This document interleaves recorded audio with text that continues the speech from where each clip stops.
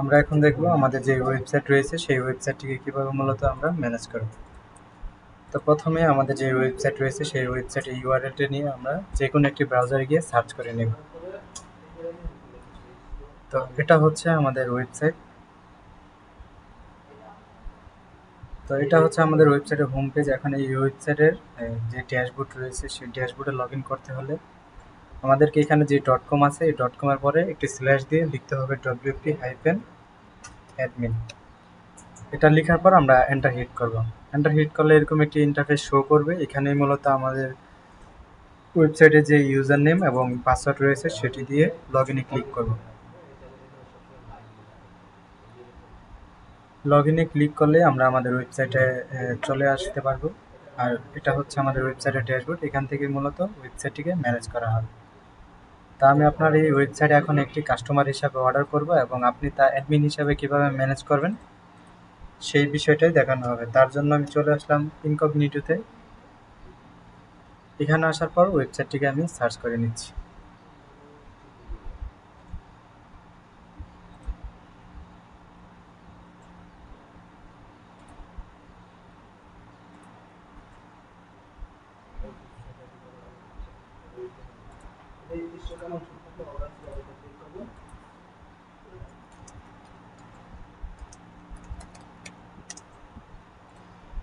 তো টেস্ট করার জন্য আমি এখানে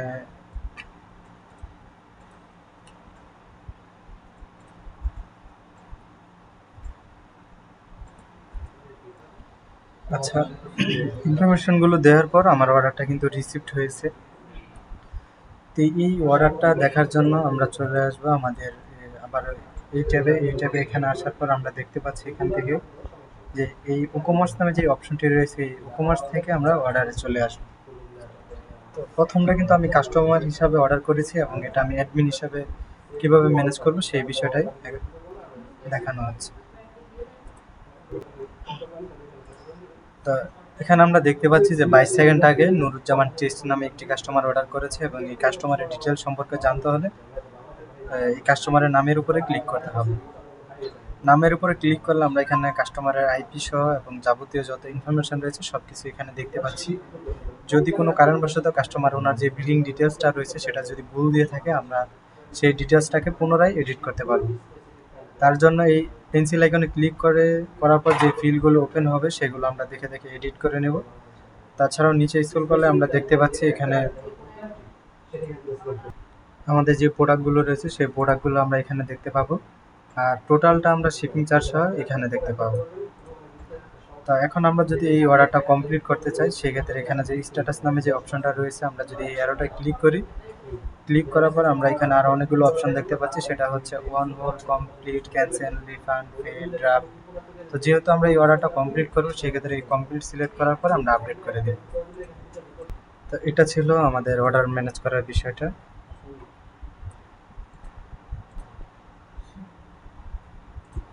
আমরা এখন দেখব আমাদের এই যে প্রোডাক্টটা রয়েছে এই প্রোডাক্টটাকে আমরা কিভাবে এক ক্লিকের মাধ্যমে কুরিয়ারে এন্ট্রি করব। তার জন্য আমরা আবার চলে আসলাম ই-কমার্স থেকে অর্ডার। এখানে আসার পর আমরা দেখতে পাচ্ছি যে আমাদের ওয়েবসাইটে একটাই কুরিয়ার মাত্র অ্যাড করা আছে। সেই কুরিয়ারটা হচ্ছে রেডেক্স। তো এই রেডেক্সে পাঠানোর জন্য এখানে যে সেন্ড নামে যে অপশনটা রয়েছে সেন্ড বাটনে ক্লিক করলেই প্রোডাক্টটি কুরিয়ারে এন্ট্রি হয়ে যাবে। তাছাড়া আমাদের তাছাড়াও আমাদের যে আমাদের এই প্রোডাক্টের যে ইনভয়েসটা রয়েছে সেই ইনভয়েসটা প্রিন্ট করার জন্য আমরা এখান থেকে এই বাটনে ক্লিক করে দিলে এটা প্রিন্ট হয়ে যাবে। এই ছিল অর্ডার ম্যানেজ করার সম্পূর্ণ বিষয়টি। আমরা এখন দেখব আমাদের ওয়েবসাইটে যে প্রোডাক্টগুলো রয়েছে তো সেগুলোতে আমরা কীভাবে মূলত প্রোডাক্ট আপলোড করব। তার জন্য আমরা চলে যাব এখান থেকে যে প্রোডাক্ট নামে অপশনটি রয়েছে এই প্রোডাক্ট থেকে অল প্রোডাক্ট অথবা অ্যাড নিউ প্রোডাক্ট। এই অ্যাড নিউ প্রোডাক্ট আপনি অল প্রোডাক্টে গেলেও পাবেন এবং এখানেও দেওয়া রয়েছে, দুটোতে গেলে পেয়ে যাবেন। তো আমি এখান থেকেই দেখিয়ে দিচ্ছি। তো এখানে আসার পর আমরা প্রথমেই আমাদের প্রোডাক্টের একটি নাম দিয়ে নিব। আমি দিয়ে দিচ্ছি টেস্ট প্রোডাক্ট। টেস্ট প্রোডাক্ট দেওয়ার পর আমরা আমাদের প্রোডাক্টের যে ইমেজ থাকবে সেটা প্রথম যে ইমেজটা শো করবে সেটা করার জন্য আমরা এখান থেকে সেট প্রোডাক্ট ইমেজে ক্লিক করব। ক্লিক করার পর আমরা আমাদের যে প্রোডাক্ট রয়েছে আমাদের ফোল্ডারে সেই প্রোডাক্ট আমরা আপলোড করে নিব এখান থেকে। তো আমি স্যাম্পল আকারে এটাই আপলোড করে নিচ্ছি। আপলোড করার পর আমরা এখানে দিয়ে দেবো সেট প্রোডাক্ট ইমেজ, এবং আমাদের এই একই প্রোডাক্টের বিভিন্ন অ্যাঙ্গেলের ইমেজ থাকতে পারে। তো সেই ইমেজগুলো যুক্ত করার জন্য আমরা এখানে গ্যালারি আকারে যুক্ত করে দিই। তো যেভাবে দেখিয়েছিলাম ঠিক সেম প্রসেসে আপনি আপলোড করে নেবেন। আমি এখান থেকে কতগুলো অ্যাড করে দিচ্ছি। তারপর আমাদের এখানে যে প্রোডাক্টের যে ডেসক্রিপশন থাকবে, এখানে আমাদের প্রোডাক্ট সম্পর্কে কিছু লিখে দেবেন। আমি এখানে লিখে দিচ্ছি অল বাংলাদেশ সেল প্রোডাক্ট।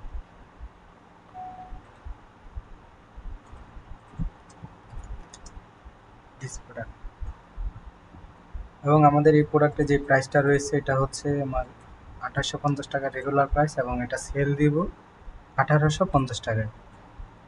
তাছাড়া আমাদের এখানে অনেকগুলো ক্যাটাগরি রয়েছে, যে ক্যাটাগরিতে আমরা আমাদের এই প্রোডাক্টটা রাখতে চাই সেই ক্যাটাগরিটা সিলেক্ট করে দিব। আর যদি আমরা নতুন কোনো ক্যাটাগরি যুক্ত করতে চাই সেক্ষেত্রে এই অ্যাড নিউ ক্যাটাগরিতে ক্লিক করে নতুন ক্যাটাগরি যুক্ত করে নেব। আর আমরা যদি আমাদের এই প্রোডাক্টের কোনো বিশেষত্ব থাকে যেগুলো এক দুই লাইনের, সেগুলো যদি আমরা শর্ট ডেসক্রিপশন আকারে যুক্ত করতে চাই সেগুলো এখানে দিয়ে দিই। তো আমি এখানে দিয়ে দিচ্ছি শর্ট ডেসক্রিপশন। দেওয়ার পর এখন যদি আমরা পাবলিশ করি তাহলে আমরা আমাদের এই প্রোডাক্টটি দেখতে পাবো।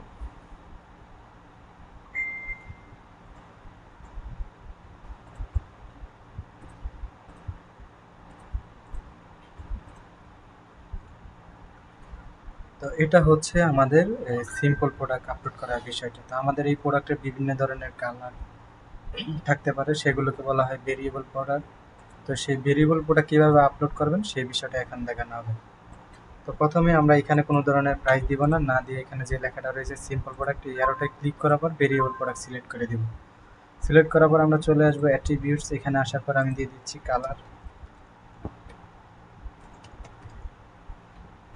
কালারগুলো এখানে দিয়ে নেবেন, আর একটা পাইপ আইকন দিবেন, এটা আপনার এন্টার বাটনের উপরে পেয়ে যাবেন। শিফটে চাপ দিয়ে এটা অ্যাড করে দিবেন।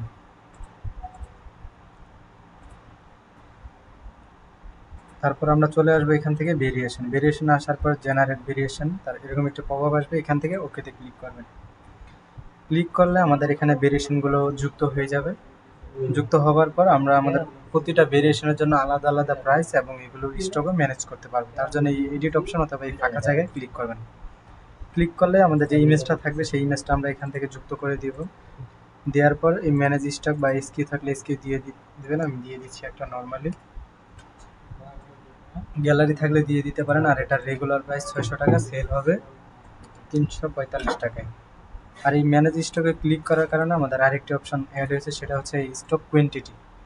তো আমরা এখান থেকে এই কোয়েন্টিটিটা দিয়ে দিব। যখন আমাদের এই প্রোডাক্টটা আমাদের এই ওয়েবসাইট থেকে 87 পিস সেল হয়ে যাবে, তখনই আমাদের এই প্রোডাক্টটা ওয়েবসাইট থেকে অটোমেটিকলি স্টক আউট হয়ে যাবে। তো দ্বিতীয়টা এখানে সেম, এখানে যদি আরও অনেকগুলো থাকে সবগুলোতে আপনি সেমভাবেই কাজ করেন।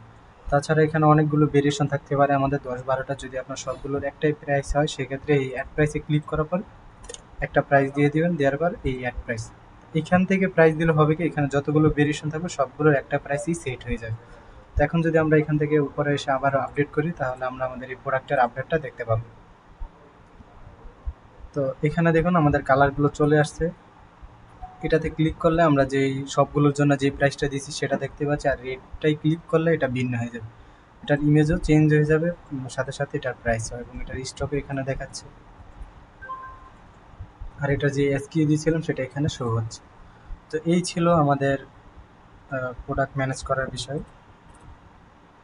আরেকটি বিষয় সেটা হচ্ছে আমাদের আমাদের ওয়েবসাইটে যে রিপোর্টটা রয়েছে সেই রিপোর্ট দেখার জন্য আমরা এই ওকমার্স থেকে রিপোর্টে আসবো। এখানে আসার পর আমাদের ওয়েবসাইটে যখন অনেকগুলো প্রোডাক্ট সেল হতে থাকবে, তো সেগুলোর আমাদের কোন প্রোডাক্টটা বেশি সেল হচ্ছে সেগুলো দেখার জন্য আমরা এই ই-কমার্স থেকে রিপোর্ট আসলে এখানেই দেখতে পাবো সেই বিষয়গুলো। তাছাড়াও আমাদের ওয়েবসাইটে আরেকটি অপশন আছে, সেটা হচ্ছে আমাদের ওয়েবসাইটে ইনকমপ্লিট অর্ডারের যে বিষয়টা সেটা।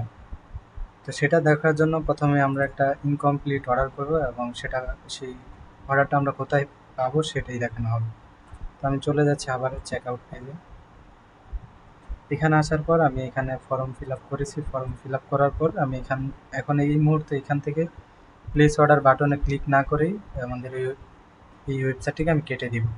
তো আপনি অ্যাডমিন হিসাবে এই ডাটাগুলো কিন্তু পেয়ে যাবেন। তার জন্য আমাদের এখান থেকে যে ই-কমার্সে যে অপশনটি রয়েছে, এই ই-কমার্স থেকে এই কার্টে চলে আসবো, কার্ট বান্টিতে।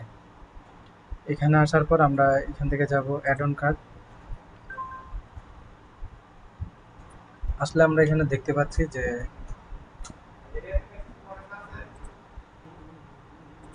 যেহেতু আমি সেম নাম দিয়েছি, যার কারণে আমার এখানে দেখাচ্ছে যে 32 সেকেন্ড আগে নুরুজ্জামান টেস্ট নামে একটি কাস্টমার তার চেক আউটের ইনফরমেশনগুলো দিয়ে প্লেস অর্ডার বাটনে ক্লিক না করে চলে গিয়েছে। তো এখান থেকে আপনার কাস্টমারের যে নাম্বারটা থাকবে, আপনি সেটা নিয়ে কল করে ওনাকে আবার এই অর্ডারটা কনফার্ম করতে পারেন। এটাই ছিল মূলত ইনকমপ্লিট অর্ডারের বিষয়টা। তাছাড়া আমরা এখন দেখবো আমাদের ওয়েবসাইটে যেই হোম পেজটা রয়েছে, সেই হোম পেজটাকে আমরা কীভাবে সিম্পলভাবে ডিজাইন করব। তো এখানে আমরা চলে আসবো। আসার পর আমাদের অনেকগুলো অপশন রয়েছে, এখান থেকে আমরা জাস্ট এই এডিট উইথ এলিমেন্টের উপর ক্লিক করব। তো এটা হচ্ছে আমাদের ওয়েবসাইটের এডিট মোড। এখান থেকে আমাদের যে প্রথমে যে ব্যানারটা রয়েছে, সেই ব্যানারটা চেঞ্জ করার জন্য আমরা এই পেন্সিল আইকনে ক্লিক করব। ক্লিক করার পর আমরা এখানে একটা আইটেম দেখতে পাচ্ছি। তো আমরা এখান থেকে এই কপি আইকনে একটা ক্লিক করব। ক্লিক করলে এটা ডুপ্লিকেট হয়ে যাবে। ডুপ্লিকেট হয়ে গেলে আমরা এই আইটেম 2 এর উপর ক্লিক করে চুজ ইমেজে ক্লিক করব। ক্লিক করার পর যেভাবে দেখিয়েছিলাম প্রোডাক্ট আপলোড করতে হয়, ঠিক সেম প্রসেসে আপনার ব্যানারটাকে আপলোড করে নেবেন। আপলোড করে নেওয়ার পর জাস্ট এই সিলেক্ট বাটনে ক্লিক করলে আপনার ব্যানারটা এখানে যুক্ত হয়ে যাবে। তাছাড়া আমরা যদি নিচে স্ক্রল করি, স্ক্রল করার পর আমাদের এখানে যে নামটা রয়েছে, সেই নামটা চেঞ্জ করার জন্য আমরা এখান থেকে পেন্সিল আইকনে ক্লিক করব। এখান থেকে আমাদের হাতের বাম পাশে একটা অপশন দেখতে পাচ্ছি, এখানে লেখা রয়েছে ট্যাবস টাইটেল। এখানে আমাদের যে টাইটেলটা রয়েছে সেটা যদি আমরা চেঞ্জ করে দিই, তাহলে আমাদের এই টাইটেলটাও চেঞ্জ হয়ে যাবে। তো এইভাবে করে আমাদের হোম পেজে যতগুলো থাকবে, আমরা এই নামগুলো চেঞ্জ করার জন্য আমরা এখান থেকে পেন্সিল আইকনগুলোতে ক্লিক করব। ক্লিক করলে আমরা হাতের বাম পাশে যে টাইটেল নামক যে লেখাগুলো থাকবে বক্সে, সেগুলো আমরা চেঞ্জ করে দেব। আর এখানে তেমন কোনো কাজ নেই আপনার। যখন এই সিস্টেমটা এরকমভাবে ডেভেলপ করা হয়েছে, আপনি যখন প্রোডাক্ট আপলোড করবেন ঠিক তখনই এখানে অটোমেটিকলি প্রোডাক্ট শো হবে। তো এখানে আপনি যাই কিছু করেন না কেন, অবশ্যই এই পাবলিশ অপশনে ক্লিক করবেন, অন্যথায় আপনি যে চেঞ্জেসগুলো আনবেন সেগুলো আপনার হোম পেজে দেখতে পাবেন না। তো এটা ছিল আমাদের ওয়েবসাইটের সিম্পল এডিট অপশন। তো কীভাবে এডিট করতে হয়, তাছাড়াও কোনো বিষয় আপনার জানার প্রয়োজন থাকলে আমাদের গ্রুপে জানালে আমরা আপনার সেই সমস্যাটি সলভ করে দেব। তো এখন আরেকটি বিষয়, সেটা হচ্ছে আমাদের এখানে আমরা দেখতে পাচ্ছি আমাদের যে ইমেজটা রয়েছে এখানে, আর এখানে যে ইমেজটা, এগুলোর সাইজ কিন্তু এক নেই। তো এগুলোর সাইজ মেনটেন করার জন্য আপনার যে কোনো একটা সাইজে করে ওয়েবসাইটে প্রোডাক্টগুলো আপলোড করতে হবে। তো সেই সাইজ আপনি ফটোশপ বা বিভিন্ন যে সফটওয়্যার রয়েছে, ইলাস্ট্রেটর, সেগুলো দিয়েও করতে পারেন। আমি ফটোশপ দিয়ে দেখিয়ে দিচ্ছি কিভাবে আপনি সাইজ করে নেবেন। তো এই ফাইল থেকে নিউ অপশনে ক্লিক করবেন। ক্লিক করার পর এখানে একটা সাইজ দিয়ে নেবেন। আমি এখানে দিয়ে দিচ্ছি 500x600। ঠিক এই একটা সাইজে আপনার ওয়েবসাইটে আপনি যত প্রোডাক্ট আপলোড করবেন, সবগুলোই সেম সাইজ দিয়ে আপনার ওয়েবসাইটে প্রোডাক্টগুলো আপলোড করবেন। তো এটা অবশ্যই পিক্সেল রাখবেন। পিক্সেল রাখার পর ক্রিয়েট অপশনে ক্লিক করবেন। তো আমাদের এখানে আমাদের একটা সাইজ ক্রিয়েট হয়ে গেছে। এখন আমাদের যে প্রোডাক্টটা থাকবে, সেই প্রোডাক্টটিকে আমরা এখানে আপলোড করে নেব।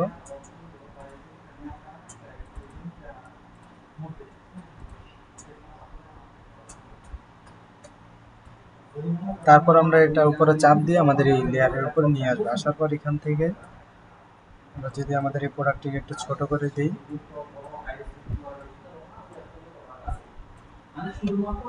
এখন আমরা এটাকে সেভ করে নেব।